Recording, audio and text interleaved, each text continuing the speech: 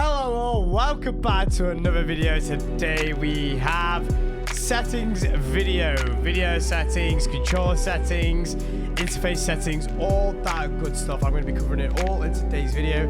It's going to be a list by list explaining why I have everything I do, so you guys can either copy it or maybe try out for yourself to see if it works out for you. If it doesn't, no worries at all. Like I said, there'll be a lot in this video. Make sure you stay tuned. Now, first of all, we're going to get on to the graphics settings. This is the quick and easy one we're going to do right now. The display settings is kind of everything down to low. And the quality all down to low. You know, HDR turned off. Make sure you have that off, because obviously I know some of you guys don't play on PC, so I'm just going to skim through this quickly. The fidelity cast makes it a bit more sharper on the graphics. And everything, like I said, normal or low. Again, I go for the highest FPS rather than looks on the game. If you have it set to high, you're not really going to notice a massive difference in regards to the high and low. Again, play it out for yourself, but definitely recommend the lower side of things. Again, field of view, very important, 120. Now, as a little FYI, if you are playing a controller, anything above 103, you start losing aim assist at. If you're on mouse and keyboard, you may as well whack it up to 120. There's no reason why you shouldn't. But like I said, if you're on controller, anything less than 103, you have full aim assist. Anything more, you start losing it. It starts giving like diminishing returns almost. So I have around 120 because I'm a bit of a faster player. I like to be quite snappy in those close range situations. Again, play around with it. Try what works out for you for the best. But now that you know that you lose aim assist past 103, you know, keep that in mind.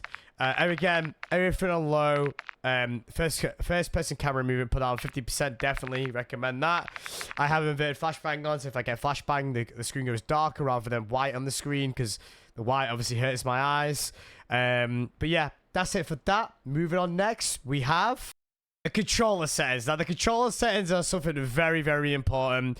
A lot of you guys have been asking, Jaff, what do you run? What sense do you run? What aim assist do you run? Well, now I'm going to give you guys the clarity. So, button layout, I use tactical flipped. It allows me to use that the right analog sit to crouch a little bit more, slide cancel a bit easier.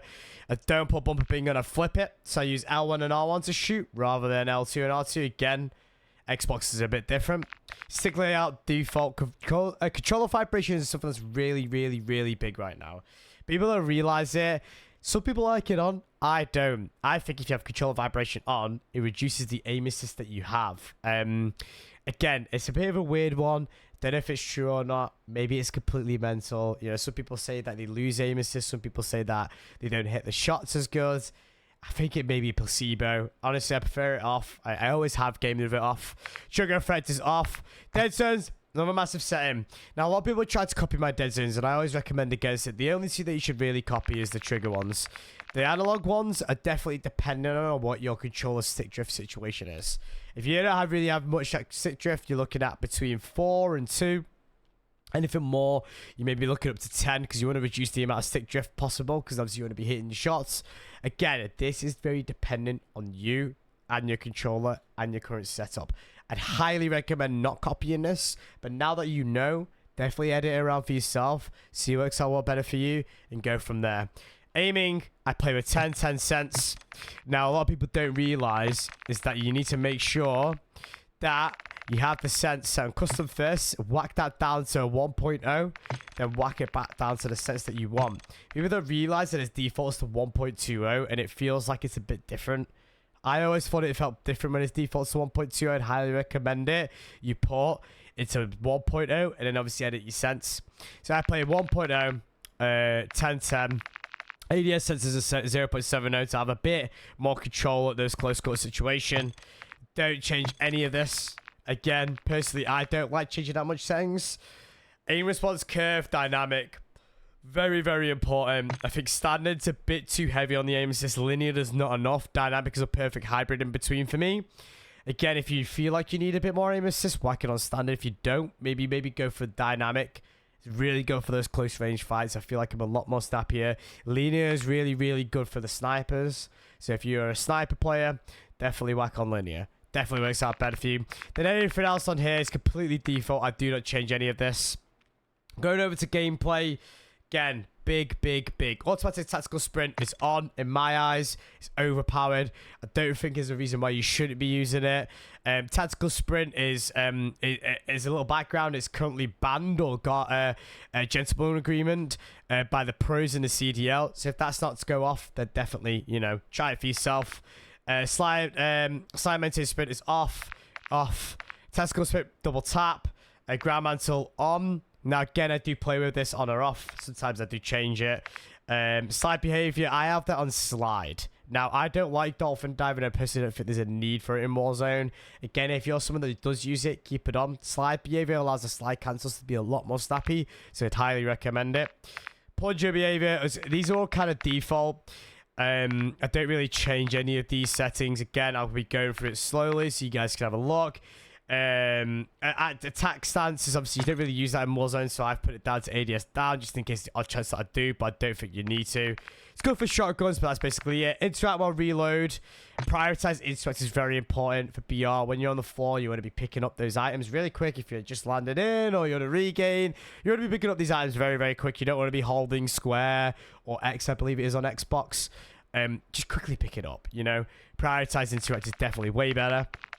And like I said, everything else, completely standard. I don't change any of it. Now, going over to the audio settings is a quick one.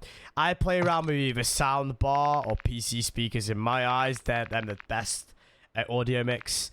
And then I have that set to 60. But again, this is very dependent on your PC and how you've set up your audio. And everything else is kind of default. Again, I wouldn't copy any of this. The only thing that maybe you want to try is the sound bar or PC speakers. Like I said, I do try both of them. Both of them great. Not much in between them in my eyes. This is what's the best to hear the footsteps. I do use the flex perk as well. So if you guys obviously watch my streams or my videos and you think that my sound sounds better, flex is the way to go.